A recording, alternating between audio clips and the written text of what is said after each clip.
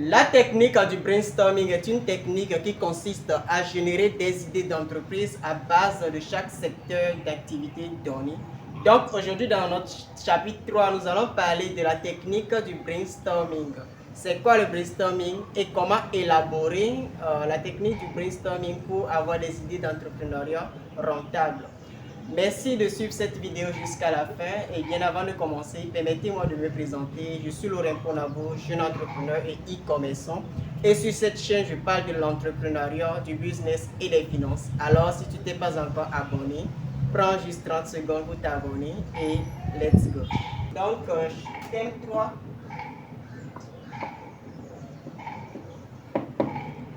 La technique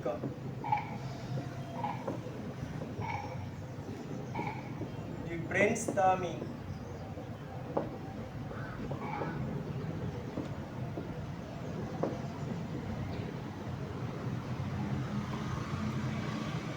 La technique du brainstorming, c'est quoi le brainstorming?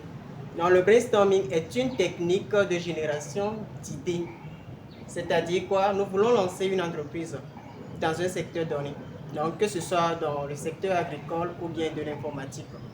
Donc, on choisit un groupe de personnes. Ça dépend du nombre. On peut prendre 2, 3, 4, 5 personnes. Et maintenant, on demande à ces personnes de générer des idées.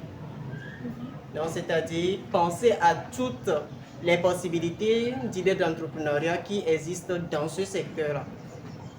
C'est ça le brainstorming. Donc, le brainstorming rentre en définition. Donc, on a parlé de brainstorming.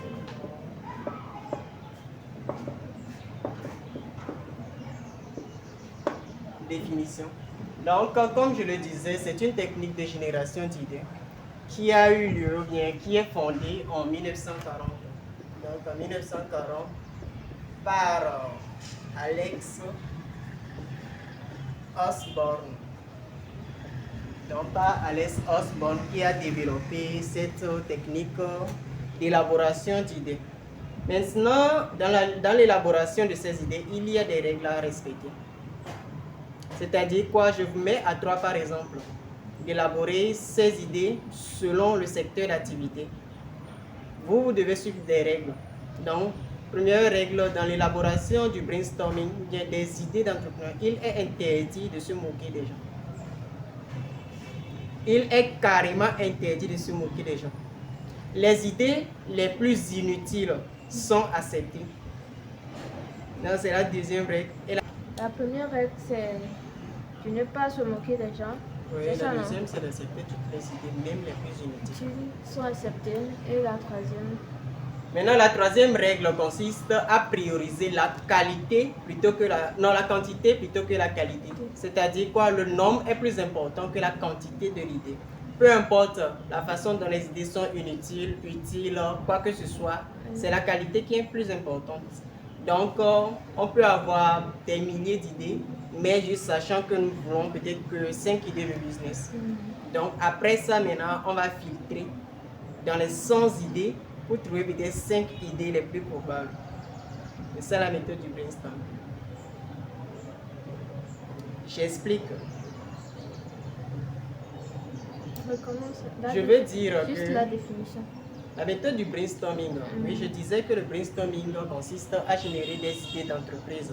Générer des idées d'entreprise dans un secteur donné. C'est-à-dire quoi? On choisit un secteur, peut-être dans l'agriculture. On dit de donner des possibilités d'idées d'entreprise qu'on peut avoir dans ce secteur-là.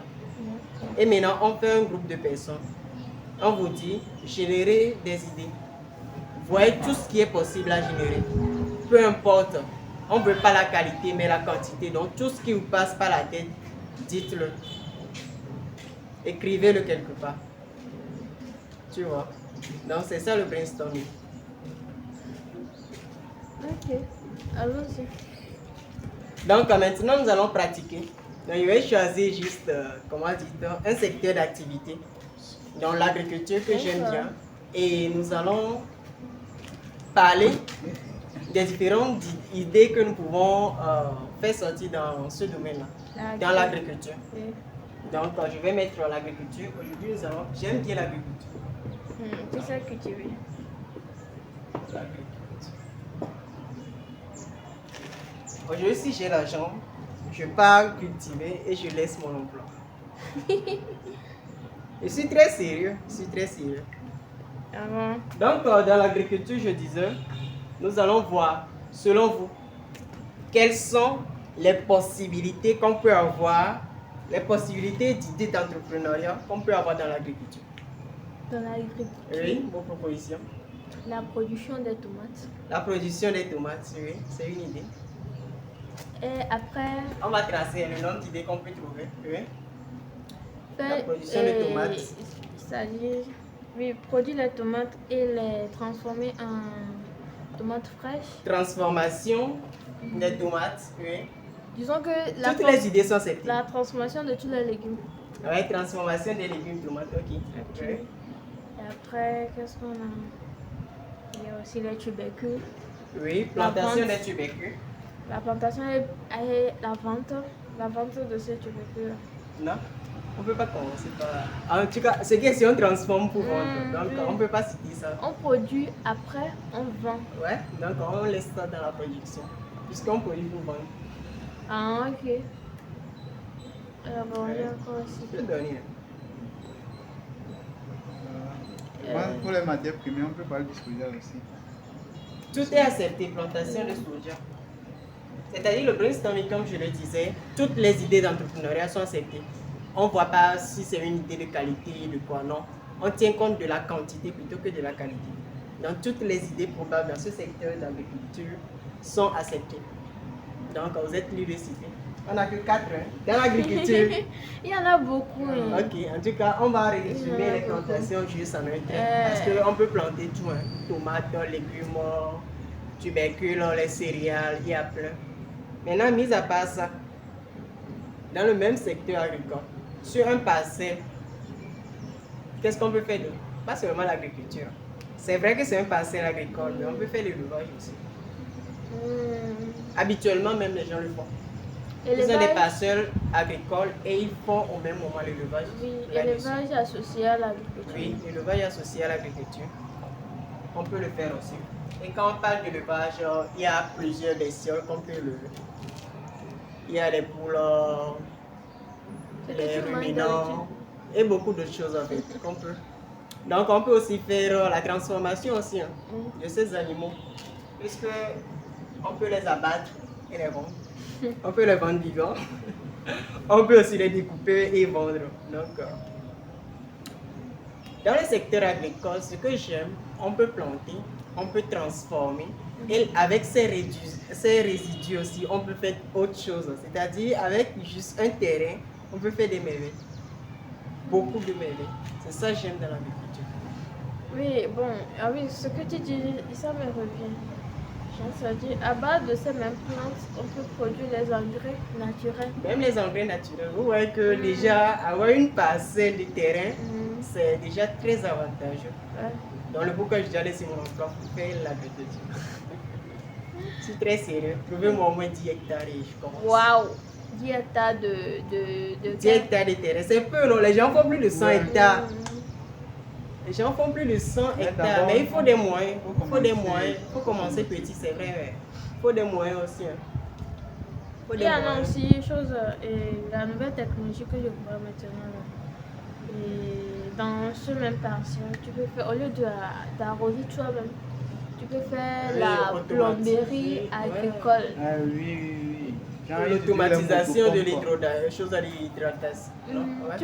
On place les tuyaux, soit par vaporisation, par goutte à goutte, ou bien soit ça c'est la modernisation de l'agriculture moderne en quelque sorte. Ou bien soit l'irrigation en modernisation. Soit de faire la production à l'aile, comme ça tu fais la production des sous-sols. Avec des serres même. On fait ça, la production avec des serres, tout ça. Ouais.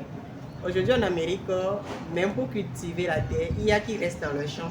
On envoie juste les machines cultiver. C'est-à-dire on les télécommande avec des drones. Ils sont automatisés. Et ils cultivent. On me dit, tu as cultivé jusqu'à tel nombre d'hectares par jour. Donc on programme tout ça et c'est fini. On n'a même pas besoin de conducteur.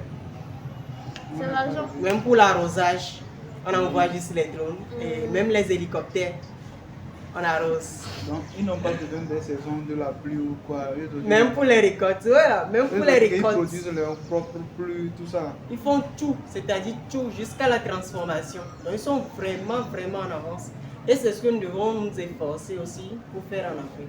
C'est très important parce que nous avons beaucoup, on a dit que nous sommes 10% de choses, les terres non cultivées. C'est trop.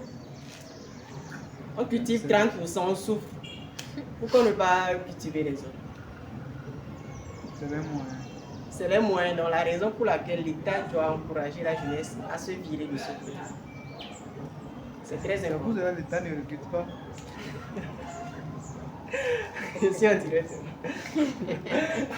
Faut pas faire bien, on va venir chez nous. Donc, c'était un exemple. Voici donc, les amis, arrivés au terme de cette vidéo où nous avons parlé du brainstorming, cette technique qui permet de générer des idées d'entreprise pour perforer dans votre secteur d'activité, quelle qu'elle soit. Donc, surtout, n'oubliez pas de vous abonner, de me dire dans les commentaires tout ce que vous aimeriez savoir plus sur cette technique et les vidéos à venir.